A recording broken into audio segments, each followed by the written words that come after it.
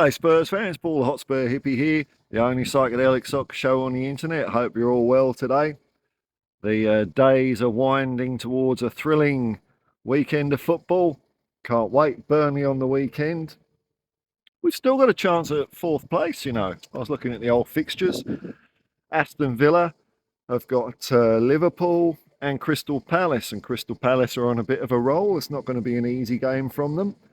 Aston Villa, if they get 2 points, they've probably got fourth, unless we win our last three games like 3-0 each. Then we'll be above them. But I don't know. It's not over till the fat lady sings. And that's one of the reasons I just don't want. Another reason why I don't want us to lose against Man City on the weekend. I just don't want that. I saw Bayern Munich lose to Real Madrid this morning. A couple of interesting points about that one. One, Eric Dyer was at fault for both goals. He wimped out of a one-on-one challenge for the first goal, and the second goal, he was too busy standing still with his arm up, looking at the linesman, when the action, meanwhile, was continuing on the pitch and the ball went in the back of the net. And how did that happen to Bayern? What were the commentators missing? Well, old Tuchel, he did a bit of game management, didn't he? Bit of game management. Thought, oh yeah, we've got this stitched up, lads. Now, even though what we've done so far in this game has ensured that we're in front, we're now going to do something different. We're going to change what we're doing and try and park the bus. Will you ever hear a commentator saying game management went wrong? It was a mistake to use game management. I don't know. It's part of this risk-averse, conservative, orthodox world of journalism and football opinion that we live in, that you're never going to hear that. You're only ever going to hear when you keep trying to attack, and on the odd occasion that doesn't work out, then, oh well, you need a plan B, don't you? You need a plan B. Plan B, how did that go for Bayern München this morning? Plan B. See, it's not worth the effort, man. Not worth the effort. Never makes any sense. And it often fails. And when it does start failing, is the problem. When it starts failing, you're gone. You're gone. You can't recover from it. You can't revert back to what you were doing. So when the wheels fall off, they go off big time. So it was inevitable in some ways when Real Madrid got their first goal that a second would come along, because Bayern had changed their setup. Now, in other news, I saw Ange Postecoglou's interview on Optus Sport with Mark Schwarzer, and Mark Schwarzer, he's pretty good actually at what he does, which I might sound surprised, and that's because I am. Because one, he's an ex-footballer, and not all of them are cut out to do that sort of thing, that interviewee sort of role. But two, he's a goalkeeper. He's the drummer of the band. So, but he's really good at it. And what I liked about the interview is I'm sensing from Ange's demeanour that he knows what's going on and he's got it under control and he knows how to get us out of it. That's the way he's coming across to me. He's not coming across like a manager on his last days, you know, a dead man walking, last exit before toll. Managers, you can see when they get a bit rattled often, not always, but often, when the stress or the pressure is getting to them. They know the board's starting to scratch their heads about their appointment, and it comes through. But Ange, he seems to be on top of his game at the moment. He seems to be loving it. That's the way I put it, loving it. Focused, energized, up for the fight. And my impression is that Ange went through, when our losses started or our performances weren't good, he found that frustrating. Like, the players are they're not playing my football. They're not playing our football. And I think now he's got to the stage where, well, as opposed to previous managers we've had, where they spit the dummy and go all troppo, Ange, I think, has come to the point where he thinks, yeah, I know this is what's happening, but I know why, and I know what I've got to do to get us out of it. And that fills me with a lot of confidence For the rest of the season, who knows, man? But definitely for next year, I think Ange is the man with a plan, and it's a plan A, and it's not a plan B.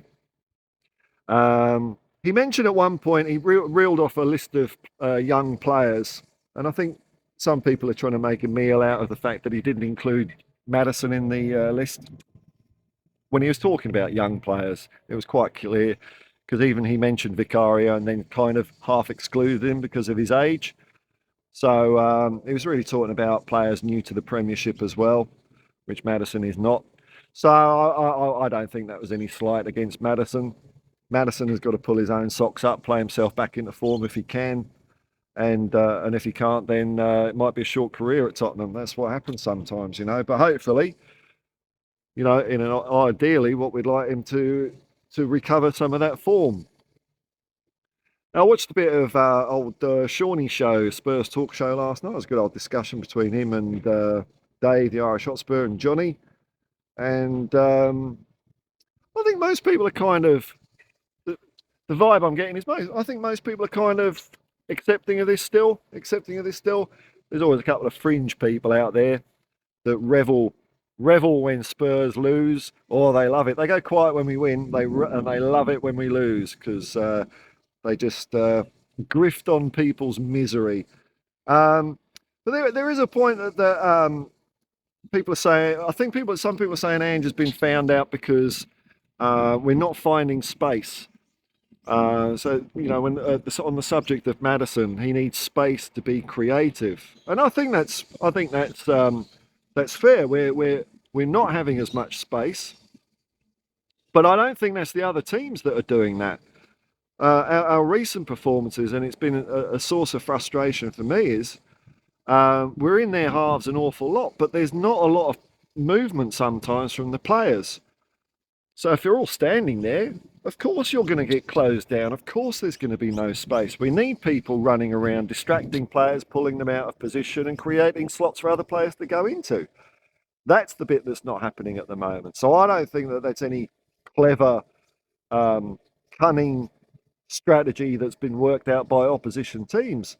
I think as most of our performances, if not all of our poor performances this year, have been our execution of our own football. We haven't been stopped from playing. We've stopped playing football all by ourselves. So that's the bit, to me, the main bit that needs more energy, more movement off the ball, more precise passing, so we're not always giving the ball away and then having to rely on Van de Ven and Romero to get back quicker than normal.